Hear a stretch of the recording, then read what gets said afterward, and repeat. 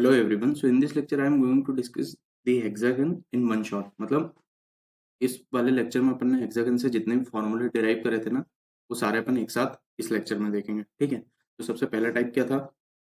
सबसे पहला टाइप था रेसिप्रोकल फार्मूला। ठीक है, और देखते हैं रेसिप्रोकल फार्मूले के लिए अपन क्या देखते थे? अपन देखते थे diagonals.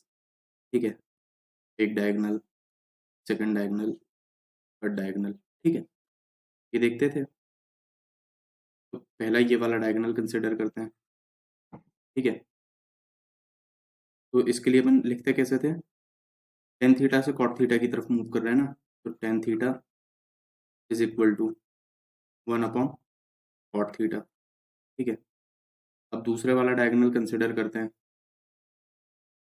Sorry,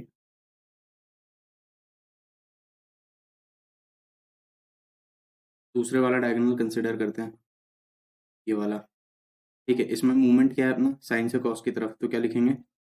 sign theta is equal to one upon cosec theta. ठीक है, अब तीसरा डायगोनल कौन सा बच रहा है अपना?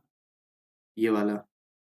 ठीक है, इसमें मूवमेंट अपना कहाँ है? कॉस थीटा से सेक थीटा की तरफ, तो क्या कैसे लिखेंगे? Cos theta is equal to one upon sec theta. ठीक है, ये वाला फिगर देख लेते हैं। इसमें अपन दूसरी डायरेक्शन में मूव कर रहे हैं। ठीक है, तो अपने पास यहाँ पे भी तीन डायगोनल्स हैं।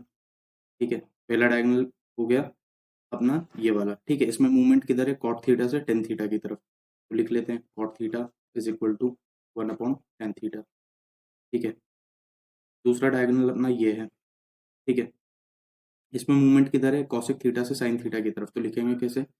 Cosec theta is equal to one upon sine theta. Clear है? तीसरा डायगोनल कौन सा है अपना? ये वाला।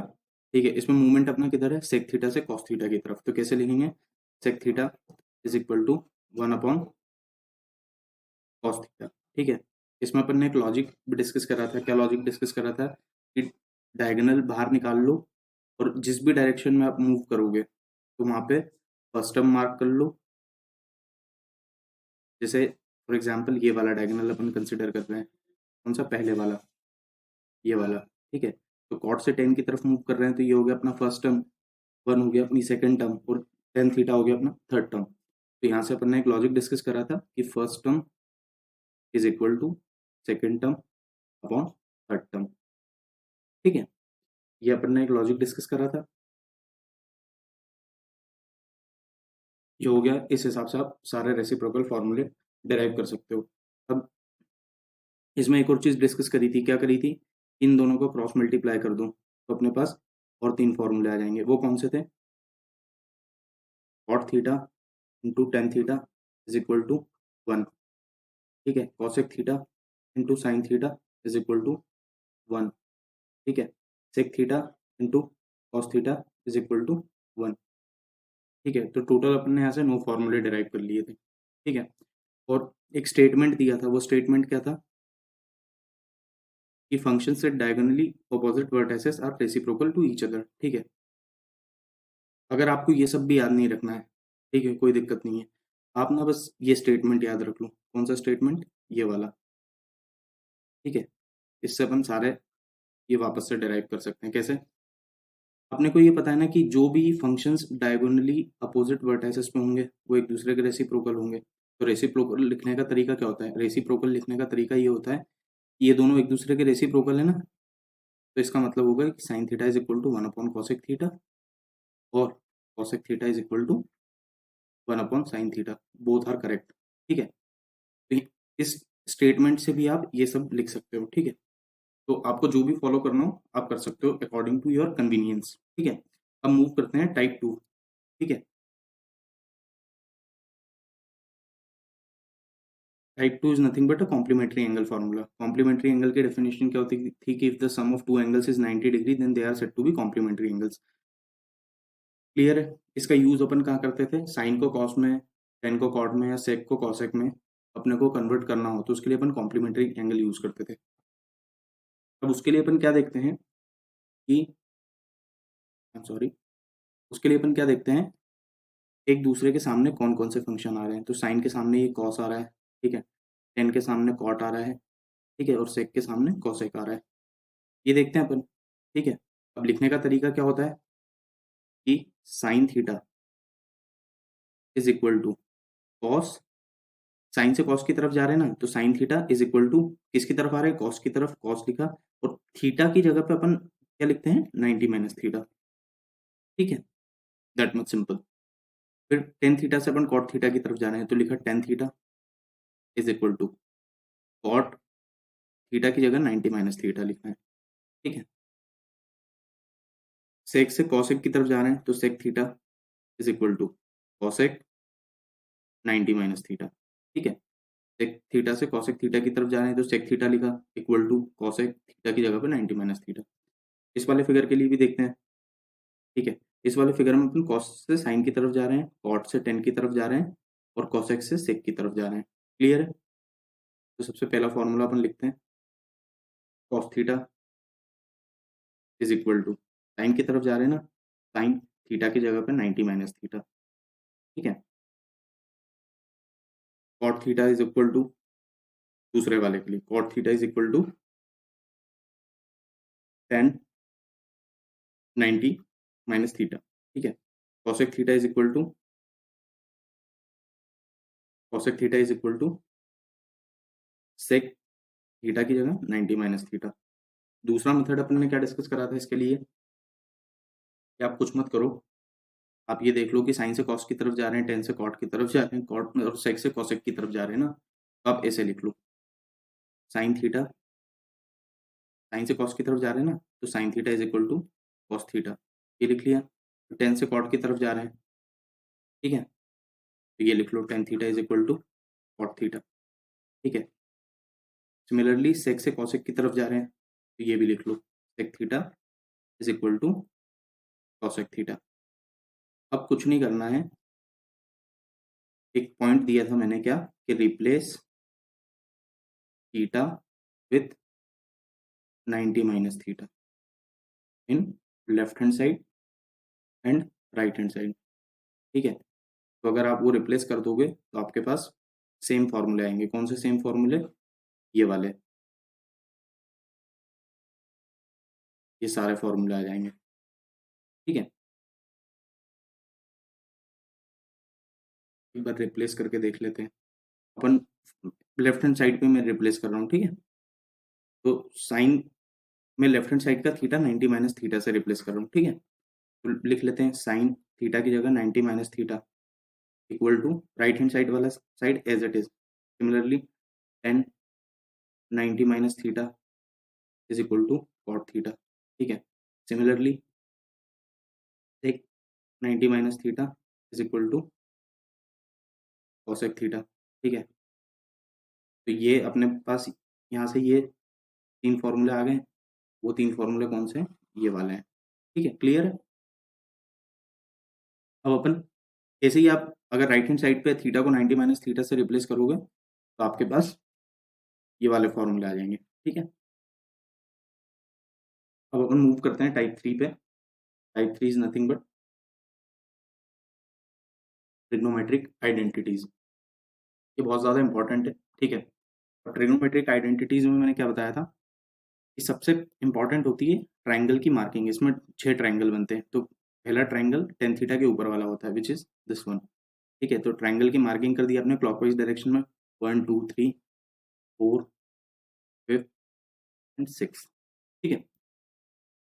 अब स्टेटमेंट दिया है कि अपने को हर सेकेंड ट्राइंगल पिक करना है, we need to pick every second triangle, ठीक है। तो अपने पास एक सेकेंड में, मतलब सबसे पहला सेकेंड ट्राइंगल ये हो गया, फिर उसके बाद वाला सेकेंड ट्राइंगल ये हो गया, उसके बाद वाला सेकेंड ट्राइंगल ये हो गया। तो अपन कौन कौन सा ट्राइंगल कंसिडर करेंगे, अपन ट्राइंगल कंसिडर करेंगे 2 4 और 6, ठीक है। कर लिया अपन ने, ठीक है। तो सबसे पहले मैं कंसिडर कर रहा हूँ ट्राइंगल 2, ठीक है। ट्राइंगल 2, तो ट्राइंगल 2 क्या है, ट्राइंगल 2 ये है साइन थीटा कॉस थीटा और ये 1, ठीक है। अब अपने को मूव कैसा करना है, क्लॉकवाइज डायरेक्शन में। तो क्लॉकवाइज डायरेक्शन में जब मूव करेंगे तो सबसे पहले अपने को क्या आएगा, साइन थीटा। तो लिखने का तरीका होता है साइन थीटा, उसका स्क्वायर करेंगे तो साइन स्क्वायर थीटा प्लस, दूसरे नंबर पे क्या आ रहा है अपने पास, कॉस थीटा, तो कॉस थीटा का स्क्वायर करेंगे तो कॉस स्क्वायर थीटा, और तीसरे नंबर पे अपने पास क्या आ रहा है, क्लॉकवाइज डायरेक्शन पे मूव करेंगे तो 1 आ रहा है, तो 1 का स्क्वायर। तो यहाँ से अपन ने एक लॉजिक डिस्कस करा था कि जब भी अपन क्लॉकवाइज डायरेक्शन में मूव करेंगे तो ये हो गई अपनी फर्स्ट टर्म, ये हो गई अपनी सेकंड टर्म, और ये हो गई थर्ड टर्म। अगर इसको यहाँ इससे कंपेयर करें तो यहाँ से अपन ये लिख सकते हैं कि ये हो गई अपनी फर्स्ट टर्म, ये हो गई अपनी सेकंड टर्म, और ये हो गई अपनी थर्ड टर्म। ठीक है, तो यहाँ से अपन ने लॉजिक डेवलप करा था कि फर्स्ट टर्म का स्क्वायर प्लस सेकंड टर्म का square is equal to third term का स्क्वायर। ठीक है, अब अपन ट्राइंगल 4 कंसिडर करते हैं। ठीक है, ट्राइंगल 4, ठीक है, ट्राइंगल 4 उठा लो, ये ट्राइंगल 4 हो गया। ठीक है, ट्राइंगल 4 कौन सा है, ये वाला। ठीक है, तो इसमें क्या है, ये 1 है, ये वाला कॉट थीटा है, और ये वाला कॉसेक थीटा है। ठीक है, तो अपने को वापस से वही कन्वेंशन फॉलो करना है, क्या, क्लॉकवाइज डायरेक्शन में।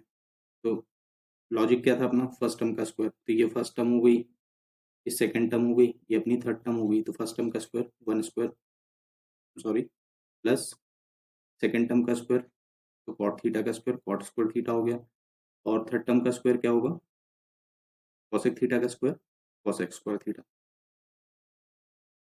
ठीक है, तो ये अपने पास आ गई दूसरी ट्रिग्नोमेट्रिक आइडेंटिटी। ठीक है, फिर ट्राइंगल 6 कंसिडर करते हैं। ठीक है, ट्राइंगल 6 कौन सा है, ये वाला, सॉरी, ट्राइंगल 6 कौन सा है, दिस वन। ठीक है, ये कंसिडर करो। ठीक है, अब इनके वर्टाइसेस मार्क कर लेते हैं। इस वाले वर्टाइसेस पे है tan थीटा, इस वाले पे है 1, और इस वाले पे है sec थीटा। ठीक है, वही कन्वेंशन फॉलो करना है, क्या, क्लॉकवाइज डायरेक्शन में। तो पहला टर्म क्या हो गया, tan थीटा, सेकंड टर्म क्या हो गया 1, और थर्ड टर्म क्या हो गई sec थीटा। फर्स्ट टर्म का स्क्वायर क्या होगा, tan थीटा का square, tan square theta, plus second term क्या है, 1 है अपने पास, तो 1 का स्क्वायर कर दिया। ठीक है, और थर्ड टर्म क्या है अपने पास, sec थीटा, तो sec थीटा का स्क्वायर करेंगे तो sec स्क्वायर थीटा। इसमें अपने को तीनों टर्म का स्क्वायर करना है, मतलब फर्स्ट टर्म का स्क्वायर प्लस सेकंड टर्म का square is equal to third term का स्क्वायर। ये चीज आपको याद रखनी है कि जो टाइप 3 होगा उसमें अपन सारे फंक्शंस का स्क्वायर करेंगे। ठीक है, ये क्लियर है, तो ये आपकी 3 आइडेंटिटी होगी। ठीक है, फिर नेक्स्ट वाला था टाइप 4। ठीक है, all the possible relationship between trigonometric function. तो उसमें एक स्टेटमेंट था, अपन ने देखा था कि take any 3 continuous function in clockwise direction. ठीक है, वो भी देख लेते हैं। 3 कंटिन्यूअस फंक्शन का मतलब क्या होता है, एक के बाद एक के बाद एक, कंटिन्यूअस मैनर में होना चाहिए, डिसकंटिन्यूटी नहीं आना चाहिए। ठीक है, तो कंटिन्यूअस मैनर क्या होगा, ये सब सारे कंटिन्यूअस मैनर में क्लॉकवाइज डायरेक्शन में। ठीक है, तो कंटिन्यूअस का मतलब ही ये होगा कि एक के बाद एक के बाद एक। ठीक है, बीच का रैंडमली अपने को कोई सा भी फंक्शन नहीं लेना है। ठीक है, तो मैं यहाँ से ये tan थीटा से स्टार्ट कर रहा हूँ। अब यहाँ से मेरे ये 3 कंटिन्यूअस फंक्शन हो गए। ठीक है, ये कंसिडर करा मैंने। अब अगर मेरे को लिखना है तो लिखने का तरीका क्या होता है कि सबसे पहले अपन मूव कर रहे हैं क्लॉकवाइज डायरेक्शन में, तो सबसे पहला टर्म अपने पास क्या आ रहा है, tan थीटा। उसके बाद सेकंड टर्म क्या आ रही है अपने पास, cos sine theta. Third term क्या आ रही है अपने पास, कॉस थीटा। तो उसको लिखने का तरीका होता है कि सबसे पहले क्या आ रहा है, tan थीटा लिखा, इक्वल टू का साइन लगाया। फिर दूसरे नंबर पे क्या आ रहा है अपने पास, साइन थीटा, और तीसरे नंबर पे अपने पास क्या आ रहा है, कॉस थीटा। तो यहाँ से भी अपन ने एक लॉजिक डेवलप करा था, क्या, कि tan थीटा क्या है अपनी फर्स्ट टर्म।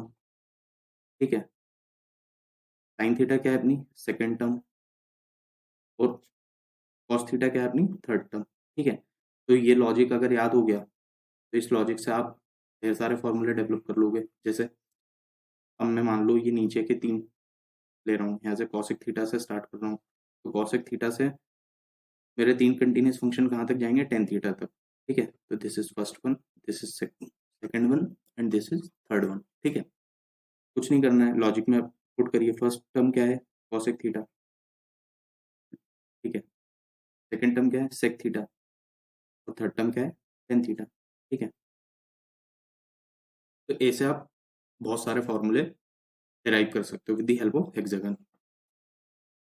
ठीक है, और दूसरा तरीका लिखने का क्या होता है कि जो भी फर्स्ट टर्म है उसको इधर लिखो, मतलब लॉजिक तो यही है, बाकी लिखते कैसे हैं कि सबसे पहले क्या आ रहा है, तो कॉसेक थीटा आ रहा है ना, कॉसेक थीटा लिख लिया, इक्वल टू का साइन लगाया। दूसरे नंबर पे क्या आ रहा है, सेक थीटा, सेक थीटा लिख लिया न्यूमरेटर में। ठीक है, और डिनोमिनेटर में क्या लिखेंगे, third term which is nothing but ten theta. ठीक है, ये कन्वेंशनल वे होता है और ये हमने लॉजिक डेवलप करा था ये उस हिसाब से। ठीक है, तो this is the way how you can write the all the trigonometric formulas with the help of hexagon. ठीक है, इसमें ये वाले लेक्चर में अपने चारों टाइप डिस्कस करें। ठीक है, अगर आपको इसके बाद भी कोई कंफ्यूजन हो तो आप पिछले प्रीवियस लेक्चर्स फॉलो करना।